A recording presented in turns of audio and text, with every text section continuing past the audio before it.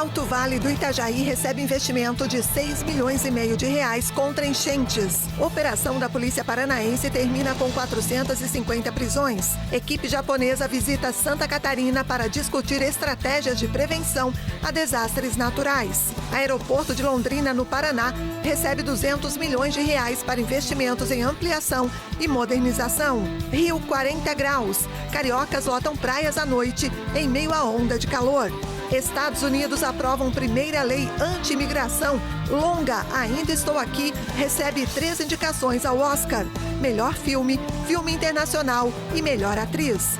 E você vai ver ainda. Catarinense 2025. Criciúma leva a melhor em clássico contra Figueirense fora de casa. Tigre vence Alvinegro por 3-2. Essas e outras notícias a partir de agora no Pix News.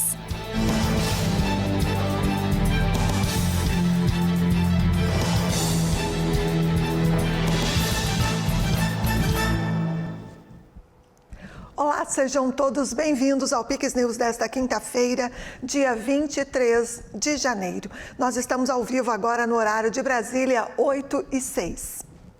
O governo de Santa Catarina assinou hoje a ordem de serviço para a dragagem do rio Itajaí do Oeste, em Rio do Oeste. A ação promete minimizar os impactos de alagamentos e também evitar tragédias no Alto Vale do Itajaí.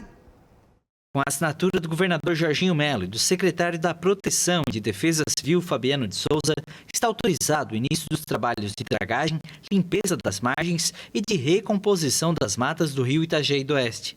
O investimento total é de 6,5 milhões de reais para a execução dos serviços. Acabo de assinar aqui a ordem de serviço para a empresa começar o trabalho de desassoreamento do rio Itajaí do Oeste em Rio do Oeste, no valor de 6,5 milhões.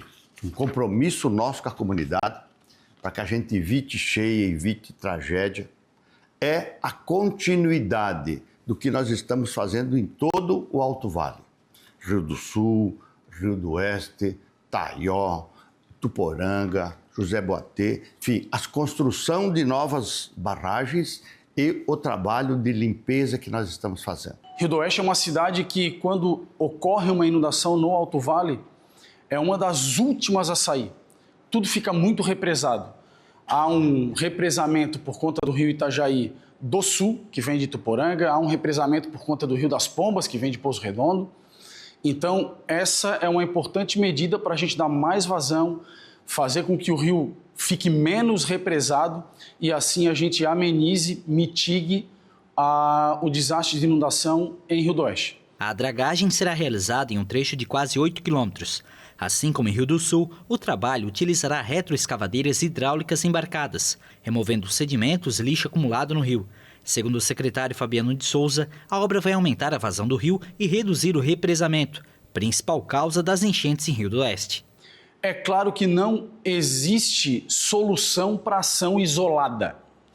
É um conjunto de obras que envolvem a contenção de cheias com a construção de barragens e dar mais vazão com o desassoreamento de rios, seja por dragagem, desassoreamento ou o derrocamento em alguns trechos. É uma importante ação, mais uma, e outros desassoreamentos virão já na próxima semana, outros trechos em Rio do Sul, depois Taió, Timbó, enfim. A obra tem prazo de conclusão de até 360 dias e é mais uma ação do governo de Santa Catarina para prevenir tragédias e garantir a segurança das comunidades no Alto Vale do Itajaí. Especialistas japoneses visitam Santa Catarina para reforçar estratégias de gestão contra desastres naturais. Santa Catarina recebe esta semana uma equipe da Agência de Cooperação Internacional do Japão para colaborar com a Defesa Civil do Estado. Desde 2008, essa parceria busca soluções para desastres naturais, como enchentes e deslizamentos. A gente tem uma boa parceria com eles durante toda a estruturação da secretaria também e agora hoje eles retornam, com uma missão de nos ajudar tecnicamente. Então estamos recebendo uma equipe que está vindo do Japão, especialistas em escorregamento, em desastres com águas, com enchentes, e eles vão nos ajudar a pensar alternativas para essas soluções para esses problemas. Durante a visita, os especialistas irão ao Vale do Itajaí, região afetada frequentemente por eventos climáticos extremos, para avaliar as soluções já implementadas e propor novas estratégias. Amanhã a gente vai estar visitando com eles algumas localidades no Vale, justamente para que eles percebam em loco a nossa realidade. E na sexta-feira a gente retorna, né, aqui para a Secretaria para discussões técnicas e começar a pensar soluções modernas, soluções que possam vir nos ajudar e, quem sabe, a trazer opções que a gente não tenha pensado para esses problemas. O plano diretor da Defesa Civil, elaborado em 2009, será revisado com a ajuda dos especialistas japoneses. A ideia é atualizar as medidas existentes e considerar tecnologias modernas, incluindo soluções baseadas na natureza. Obras como desassoreamentos e pequenas barragens já estão em andamento, mas a equipe japonesa ajudará a validar ou adaptar as estratégias para torná-las mais eficazes. Policiais penais e agentes socioeducativos de Santa Catarina entraram em estado de greve. A mobilização busca avanços em carreira e salários e pode evoluir para uma paralisação. Cerca de 600 policiais penais e agentes socioeducativos participaram de uma assembleia virtual e decidiram pelo estado de greve até o mês de maio. A categoria reivindica a estruturação, ou melhor, a reestruturação de carreira, também a recomposição salarial e mudanças no sistema de progressão. A mobilização foi organizada pela Associação dos Policiais Penais de Santa Catarina e também no âmbito nacional. Os profissionais afirmam que o estado de greve é um alerta ao governo para a abertura de negociações. A categoria não descarta a possibilidade de greve caso não haja avanços nas negociações. A mobilização destaca o impacto da valorização dos profissionais em um setor crítico para a gestão pública. A primeira fase da operação integrada no litoral do Paraná termina com 450 prisões e apreensões de drogas, armas e outros ilícitos. A operação integrada realizada pela Polícia Civil e Polícia Militar do Paraná nos municípios de Guaratuba, Matinhos, Pontal do Paraná, Morretes e Antonina encerrou a primeira fase nesta quinta-feira. A ação, que começou em 16 de dezembro como parte do programa Verão Maior Paraná, resultou em 450 prisões. Entre elas, 145 foram por cumprimento de mandados judiciais. E hoje é um encerramento com cumprimento de mais alguns mandados de busca e apreensão e de prisão. Um total de 17 mandados foram cumpridos hoje pelas polícias.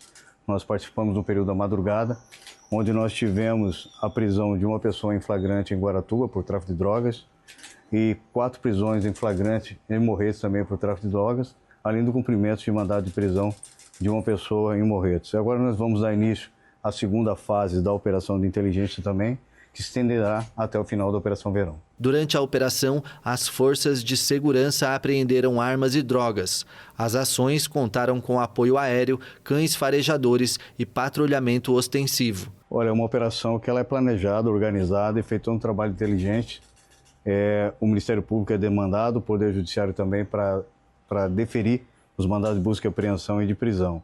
Então, o foco da operação é atuar nas biqueiras, no microtráfico, né, que incomoda demais todos os moradores e as pessoas que vêm para o litoral do estado. Encerramos a primeira operação e agora estamos dando sequência na segunda fase da operação, que se liga à primeira também. O trabalho coordenado entre as forças de segurança também incluiu abordagens preventivas e repressivas, além do cumprimento de ordens judiciais. A segunda fase da operação deve continuar durante a alta temporada, com foco em reduzir a criminalidade. E nessa semana, no Paraná, ocorreu a inauguração das obras do aeroporto de Londrina. O terminal recebeu 200 milhões de reais em investimentos para ampliação e modernização do terminal. Nesta semana, no Paraná, o governador Ratinho Júnior e autoridades participaram da inauguração das obras de ampliação e modernização do aeroporto Governador José Richa, em Londrina, no norte do estado. O projeto recebeu investimento de R$ 201 milhões da CCR Aeroportos, concessionária responsável pelo terminal, para dobrar a capacidade do aeroporto, que recebe milhões de passageiros por ano. As melhorias incluem uma nova sala de embarque, que conta com acesso direto às aeronaves, a expansão do terminal de passageiros, além de lojas, restaurantes e salas VIP. A pista de pouso e decolagens também foi ampliada, ganhando 150 metros a mais, além de uma nova área de escape para aumentar a segurança. Além dos investimentos no aeroporto, a gente está trabalhando em 3 ações estratégicas. A primeira é acelerar o ILS, que é fundamental para fortalecer a navegação da aviação. Segundo, a ampliação da pista em mais 450 metros. A gente vai se reunir com a concessionária para trabalhar para essa ampliação.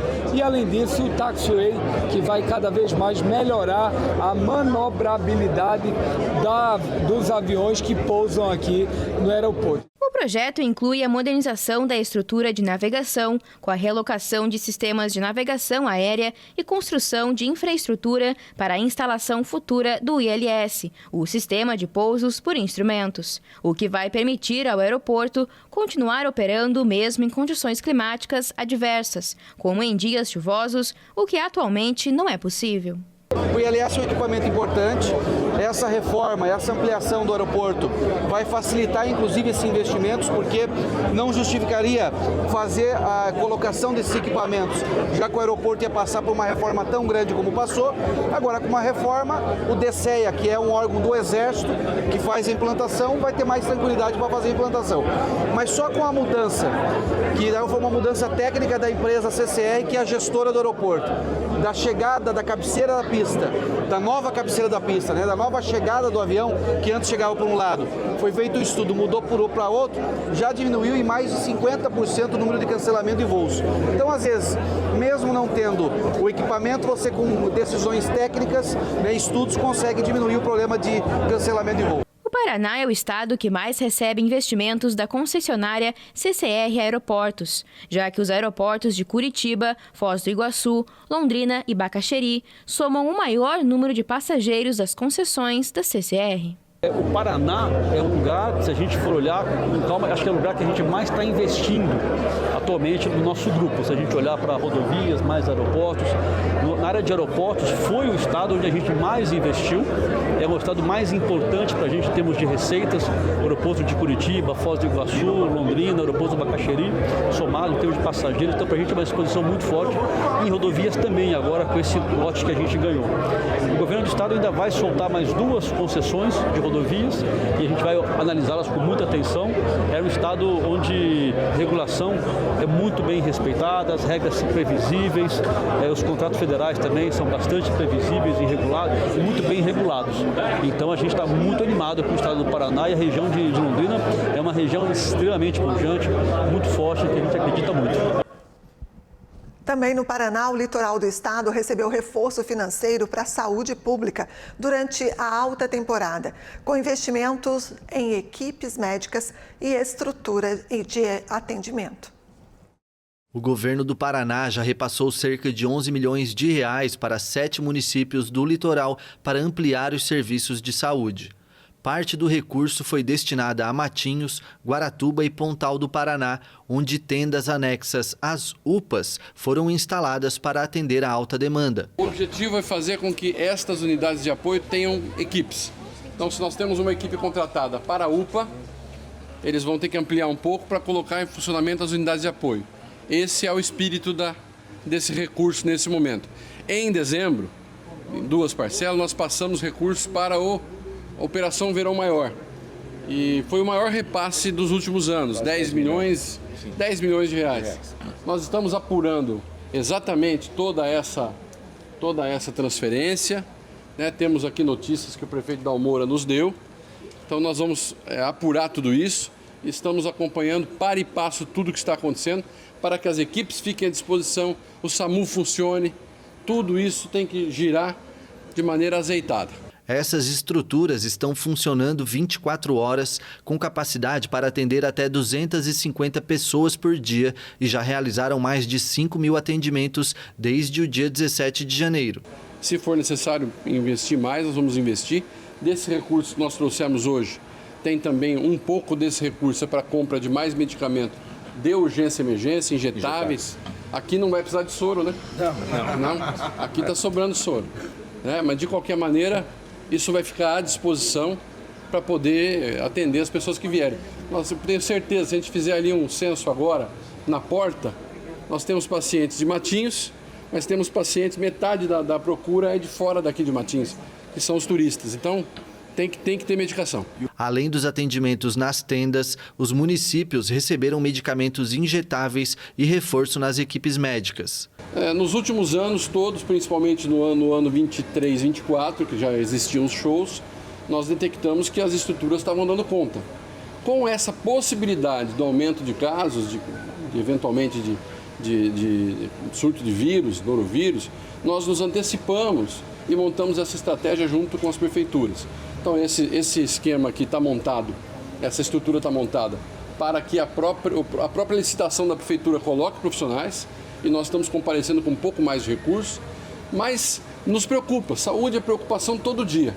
Então, não dá para falar que nós estamos tranquilos, que foi cumprido, não, porque não tem missão cumprida em saúde, tem missão sendo cumprida, e nós estamos aqui para apoiar os municípios em tudo que for preciso, dentro da legalidade, nós estamos juntos. As praias do Rio de Janeiro estão lotadas até a noite. Em meio a uma onda de calor com temperaturas próximas dos 40 graus, moradores e turistas têm buscado um refresco nas areias das praias da cidade. Praias lotadas no Rio de Janeiro no verão não são uma novidade, mas o calor dos últimos dias tem deixado as areias cheias até mesmo durante a noite. É questão do procurar um local mais fresco mesmo, né? Porque o calor no Rio, cada ano que passa, tá mais intenso, né? Então, a opção que nós temos é de sair de casa e vir para a praia, que é o lugar mais fresco que a gente tem na cidade. Nos últimos dias, praia cheia de dia e à noite tem sido uma cena constante. Arpoador e Ipanema, que contam com areias bem iluminadas, são alguns dos pontos preferidos do verão. Mas as praias de toda a cidade têm registrado um aumento do movimento, mesmo depois que o sol se põe nesse período de férias escolares. Nós trouxemos um coolerzinho com uma águazinha, um suco natural para as crianças, fiz um suco de acerola e um petiscozinho aqui. Chegou a chover em alguns pontos da cidade, mas as temperaturas continuaram elevadas. A máxima chegou a 39,7 graus Celsius em Irajá. O bairro da Zona Norte também registrou a maior temperatura neste ano, com 41,5 graus em 18 de janeiro. Segundo o Sistema Alerta Rio, a presença de nebulosidade, pancadas de chuva e rajadas de vento se mantém até sábado. Os ventos devem ser fracos a moderados, mas as temperaturas continuam altas. Agora nós vamos para o intervalo e você vai ver a seguir. Estados Unidos aprovam primeira lei anti-imigração. Lei exige a detenção de imigrantes em situação irregular acusados de certos crimes. Ainda Estou Aqui concorre ao Oscar em 3 categorias. Longa brasileira é indicado a melhor filme. E ainda, Flamengo está entre os clubes mais ricos do mundo. Rubro-negro ocupa a 30ª posição e rompe hegemonia europeia. Nós voltamos em instantes.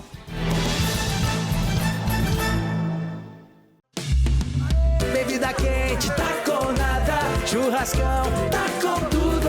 No Comprão, preço baixo, tá com tudo. Banana caturra, 2,79 o quilo no Clube K. Batata lavada, 1,79 o quilo. Alcatra com maminha inteiro a vácuo, 37,90 o quilo. Óleo de soja 900 ml, 6,89. Farinha de trigo Sudoeste, 5 quilos, 11,99 no Clube K. Lava-roupas Omo, 2,4 kg, 22,99. Melhor preço no Comprão. Ô, meu amor, tô achando que você não vai deitar a cabeça tranquila aqui, hein? Não pra ver conteúdo pirata. Se você não pagar por esse conteúdo, não vai ter mais dinheiro pra produzir a nova temporada dessa comédia romântica adolescente que você gosta. Ih, gente, tô falando a verdade. Ver série adolescente tá vendo legal. Bora mudar isso? Deitar com a cabeça tranquila é bom demais. Pirataria não é legal.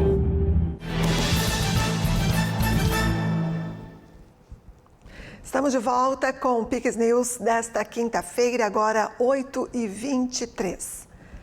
O Congresso dos Estados Unidos aprovou nesta quarta-feira uma lei que exige a detenção de imigrantes em situação irregular, acusados de certos crimes. A medida foi aprovada pela Câmara dos Representantes de maioria republicana, com 263 votos a favor e 156 contra. Cerca de 40 legisladores democratas apoiaram a iniciativa. O presidente Donald Trump deve promulgar a lei imediatamente, tornando-a a primeira legislação sancionada em seu segundo mandato. De acordo com a lei, as autoridades poderão deter qualquer migrante que tenha cometido roubo, furto, roubo em lojas, agressão a um agente da lei ou qualquer crime que resulte em morte ou ferimentos corporais graves a outra pessoa. A lei Laken Riley leva o nome de uma estudante de 22 anos, assassinada por José Ibarra, um venezuelano de 26 anos, em situação irregular, que era procurado por roubo em lojas. Ibarra foi condenado à prisão perpétua. Também nesta quarta-feira, o secretário de Estado dos Estados Unidos, Marco Rubio, conversou com o opositor venezuelano Edmundo González Urrutia, a quem chamou de presidente legítimo da Venezuela. O chefe da diplomacia americana conversou também com a líder da oposição, Maria Corina Machado. Ainda nesta quarta, Trump assinou uma ordem executiva para designar novamente os rebeldes Houthis do Iêmen, apoiados pelo Irã, como organização terrorista estrangeira. Um ataque com mísseis russos na cidade de Zaporíjia, no sul da Ucrânia, matou pelo menos uma pessoa e deixou cerca de 31 feridos, entre eles um bebê de 2 meses. Prédios residenciais foram danificados. De acordo com o governador Ivan Fedorov, a região foi alvo de mais de 360 bombardeios em 10 localidades nas últimas 24 horas, incluindo 4 ataques com mísseis em Zaporíjia e 188 ataques com drones. A Promotoria Regional abriu uma investigação preliminar sobre crimes de guerra.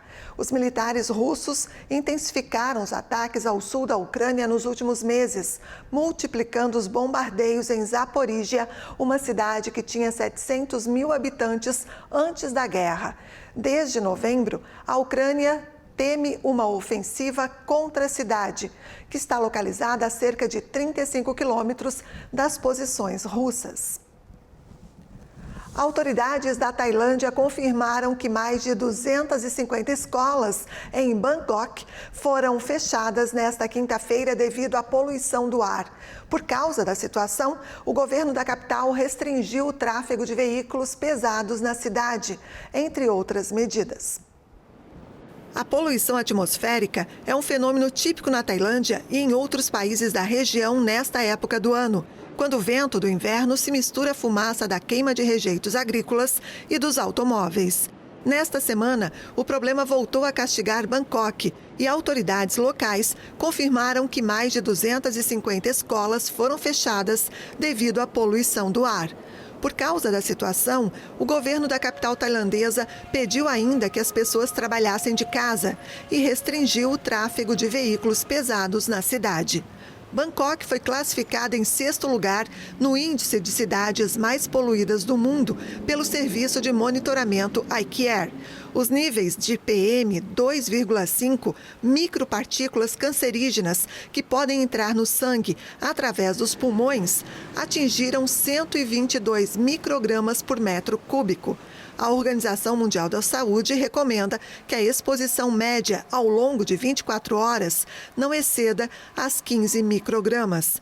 Recentemente, o governo da Tailândia anunciou incentivos para conter a queima de rejeitos agrícolas e testa um novo método para combater a poluição atmosférica, pulverizando água fria ou gelo seco no ar, mas com pouco sucesso até agora.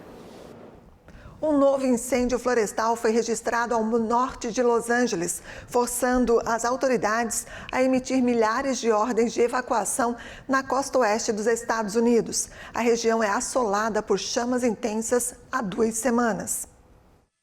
Cerca de 31 mil pessoas foram afetadas e precisaram sair de casa. As chamas estão se alastrando de forma descontrolada nas colinas, a cerca de 60 quilômetros de Los Angeles, se espalhando rapidamente por mais de 3.800 hectares, em pouco mais de 8 horas. O incêndio é alimentado pelos ventos fortes e secos de Santa Ana, que sopram pela Califórnia nesta época do ano e que ganharam força esta semana na região, espalhando nuvens de fumaça e brasas. O Serviço Nacional de Meteorologia estendeu o alerta de bandeira vermelha até esta sexta-feira para a região de Los Angeles e o vizinho condado de Ventura, com tempo seco e ventos de até 100 km por hora. Milhares de bombeiros estão combatendo o incêndio em terra, enquanto outras equipes atuam no ar com helicópteros e outras aeronaves constantemente lançando água e retardantes de fogo. Os novos focos ocorrem depois que graves incêndios florestais devastaram comunidades inteiras ao redor de Los Angeles, matando pelo menos 28 pessoas, deixando milhares de desabrigados e reduzindo milhares de construções a cinzas. O sul da Califórnia está passando por um início muito seco na estação chuvosa, com mais de 8 meses sem precipitação em algumas áreas. O filme do diretor Walter Salles, Ainda Estou Aqui, surpreendeu nesta quinta-feira ao ser indicado ao Oscar em 3 categorias, incluindo o melhor filme, um feito inédito para uma produção brasileira.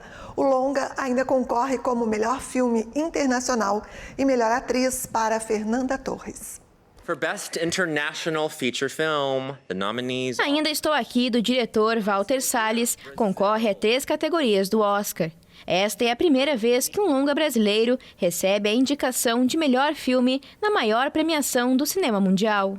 A produção ainda concorre como melhor filme internacional e melhor atriz para Fernanda Torres.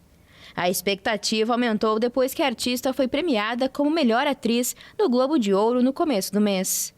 O filme Ainda Estou Aqui é uma adaptação para as telonas do livro de mesmo nome, escrito por Marcelo Rubens Paiva.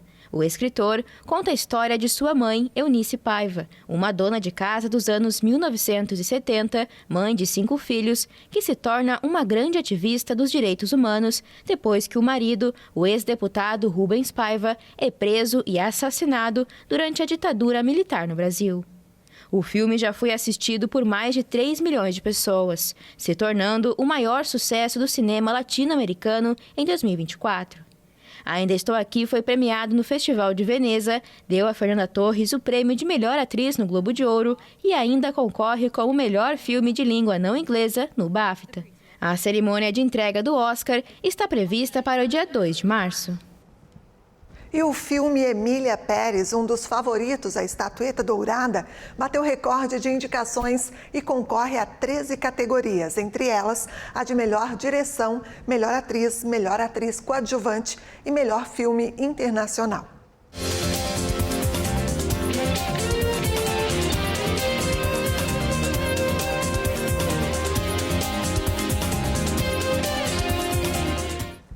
O Real Madrid quebrou o recorde e se tornou o clube mais rico do mundo. O Flamengo entrou para o top 30 pela primeira vez desde 1997. O Real Madrid foi o clube com a maior receita na temporada 2023-2024, segundo o estudo da empresa Deloitte. Pela primeira vez na história, o clube espanhol ultrapassou a marca de 1 bilhão de euros em receitas recorrentes, sem incluir vendas de jogadores.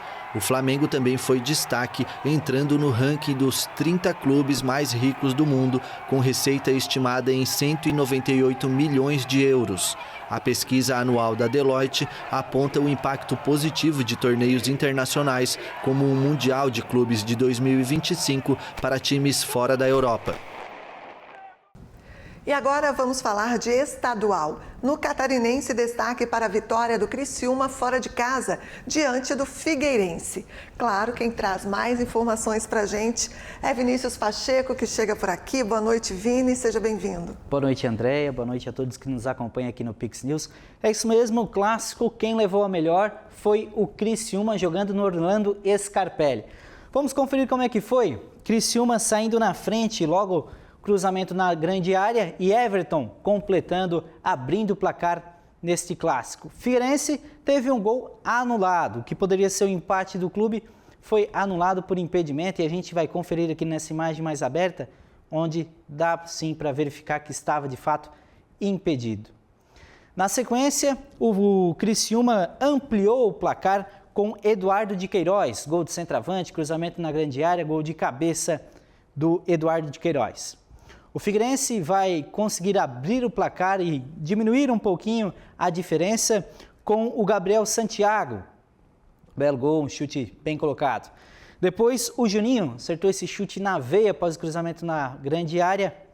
E o Figueirense diminui o placar já no segundo tempo, nesse chute de fora da área, mas não adiantou, saiu com a derrota e muito bom para o Criciúma principalmente, ele que já foi campeão da Recopa de Santa Catarina, vencendo a sua segunda e principalmente um jogo importante, fora de casa. Agora falando um pouquinho sobre o Jack, que venceu dentro de casa o Concórdia. Vamos conferir como é que foi? O Jack abriu o placar com o Christian, aproveitando bem aí a sobra, e depois na sequência ele de novo. A defesa deu aquela vacilada e fez 2-0. E o Felipe Rangel vai fazer o gol do Concórdia, pegando também na veia um chute muito bonito do Rangel, mas não adiantou, ficou 2-1 para o Jack vencendo em casa. Outra vitória foi da Chapecoense, agora também jogando fora de casa contra o Brusque. Vamos conferir como é que foi? Mário Sérgio vai aproveitar essa lambança da defesa do Brusque e abrir o placar para a Chapecoense. Uma bobeada da defesa que estava... Ontem o Brusque estava vacilando bastante ali na sua defesa. Estava bem lá na frente, mas a defesa estava um pouco mais lenta. Depois o Brusque consegue empatar o jogo com o Diego Matias e novamente a defesa do Brusque chupa a bola novamente e ele, Rafael, fez 2-1 para o Brusque. Agora, falando um pouquinho sobre essa questão do campeonato, o Brusque também reclamou bastante da questão de um pênalti ali durante o jogo e o Figueirense também reclamou um pouquinho dessa questão de impedimento. E o que chama atenção nesses lances é que a gente poderia ter o árbitro de vídeo para já tirar logo de cara a dúvida, como tem na maioria dos campeonatos. Só que no Catarinense isso não é possível, porque para o clube ter o acesso ao VAR, o clube precisa desembolsar, não fica por parte da Federação Catarinense. Isso tem gerado bastante críticas. É aquilo que eu digo, é como se a Federação Catarinense hoje estivesse promovendo o churrasco e você tem que levar o carvão, você tem que levar o sal, a carne. Não faz o menor sentido. Ele está aproveitando a festa, está aproveitando o melhor, que é os recursos financeiros, mas o que ele tem que disponibilizar, fazer o seu papel, não está sendo bem entregue. Os clubes estão reclamando bastante porque prejudica principalmente aqueles menores. Vou dar um exemplo aqui, o próprio Brusque disse que não teria condições de estar desembolsando todo o jogo para ter o árbitro de vídeo. E neste final de semana, o Avaí vai desembolsar esse recurso contra o Figueirense. No clássico da capital, Avaí e Figueirense, vai ter o árbitro de vídeo. O Avaí vai ter que desembolsar esse valor. Mas a grande polêmica nesse jogo não seria só a questão do árbitro, da questão do VAR, não. Isso porque a polêmica da semana é porque o Avaí, o Leão da Ilha, está cobrando R$200 para os torcedores do Figueirense e R$20 para os havaianos. O Alvinegro recorreu ao PROCON e outros órgãos fiscalizadores e hoje o Tribunal de Justiça Desportiva de Futebol de Santa Catarina determinou liminarmente, por meio de uma medida inominada, que o Avaí disponibilize a mesma promoção do setor H da ressacada para o setor visitante no clássico deste sábado. A decisão manda que os torcedores visitantes possam comprar os ingressos de R$200 por R$20, se no ato da aquisição e entrada do estádio o torcedor esteja com a camisa do clube. O setor jurídico do Leão da Ilha disse que não foi comunicado até o momento. Agora a gente vai falar um pouco sobre o Campeonato Gaúcho. Iniciou ontem e o Internacional empatou fora de casa. Vamos conferir como é que foi? O Internacional abriu o placar após revisão do VAR e Alan Patrick vai marcar aquele chute de segurança. No meio, abre o placar para o Internacional. Na sequência, aquele lateral que é um escanteio lá para dentro da área e o Ian Felipe abre o placar para o Guarani. Na sequência, Chuveirinho para dentro da área e o Ian Felipe, o centroavante do Guarani, faz a virada. No segundo tempo, o Internacional conseguiu reverter o placar, empatar o placar na verdade, e fica 2-2, tudo igual. Internacional começando empatando o campeonato, assim como o Grêmio, que ficou no 0-0. Vamos conferir a tabela completa. Nós temos aqui o São Luís 2-1 no Avenida, Juventude 2-0 no Ipiranga, Brasil de Pelotas e Grêmio, como eu havia falado, 0-0, São José e Pelotas 1-1, e o Monson e o Caxias nesse momento estão jogando e o Caxias está ganhando de 1-0. Saindo do Rio Grande do Sul, a gente vai para o Rio de Janeiro. O Botafogo perdeu mais uma, o Flamengo ganhou com placar elástico. Tabela completa a gente confere agora. Maricá ganhando de 2-0 do Nova Iguaçu. Botafogo perdeu de 2-1 para o Volta Redonda, perdeu em casa. O Vasco da Gama joga hoje contra o Madureira. O Flamengo ganhou de 5-0 do Bangu, com 2 gols, inclusive, do Carlinhos, tão criticado no ano passado. E temos também o Boa Vista com o Sampaio Correia e a Portuguesa contra o Fluminense, logo mais, daqui a pouquinho, Portuguesa e Fluminense. Em São Paulo, a gente teve um clássico em que o Palmeiras saiu melhor na virada lá na Vila Belmiro. Vamos conferir agora a tabela completa. Novo Horizontino ganhou de 1-1 do Inter de Limeira. Corinthians ganhou em casa, na Arena do Corinthians, na Arena Itaquera, né? 2-1 no Água Santa. Santos perdeu para o Palmeiras de virada na Casa do Peixe por 2-1. Palmeiras levou a melhor.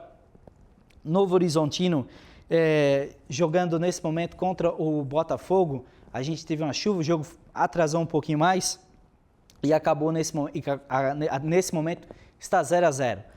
Bragantino 1-0 no Velo Clube, Ponte Preta e Portuguesa 0-0. São Bernardo e Mirassol jogando nesse momento, Mirassol ganhando de 2-1 do São Bernardo e o São Paulo jogando nesse momento também contra o Guarani, 1-0 para o tricolor paulista. Saindo um pouco dos estaduais do futebol, a gente vai falar de um recorde no tênis brasileiro. Isso porque o João Fonseca se tornou o primeiro brasileiro a se tornar o mais jovem a entrar no top 100 do ranking mundial. Ele foi confirmado entre os 100 melhores do mundo após a eliminação do americano Alexander Kovacevic em Quimper, na França. Desde a criação do ranking internacional de tênis em 1973, apenas 27 tenistas brasileiros ficaram entre os 100 melhores do mundo, na lista masculina simples. Até o momento, o Cássio Mota era o mais jovem a ter conseguido o feito, seguido por Guga. João Fonseca tem 18 anos, 5 meses e 6 dias, enquanto o Cássio, que ocupava esse posto até então, ele tinha 19 anos e 5 meses e 8 dias quando entrou no top 100 mundial. Parabéns para o João Fonseca. André, por enquanto são essas as informações. Na sequência, nos próximos dias a gente volta a falar um pouco mais de esporte aqui no Brasil. E a gente aguarda você então, com certeza, semana que vem para falar aí mais uma rodada sobre os estaduais. Certeza, até lá. Até lá, muito obrigada, Vini. E assim a gente encerra esta edição do Pix News. Mais notícias no nosso site e também nas nossas redes sociais, no @PixTVHD. Muito obrigada pela companhia. Fique agora com o CinePix e a gente se encontra amanhã. Até lá. Pix TV é conteúdo todo dia.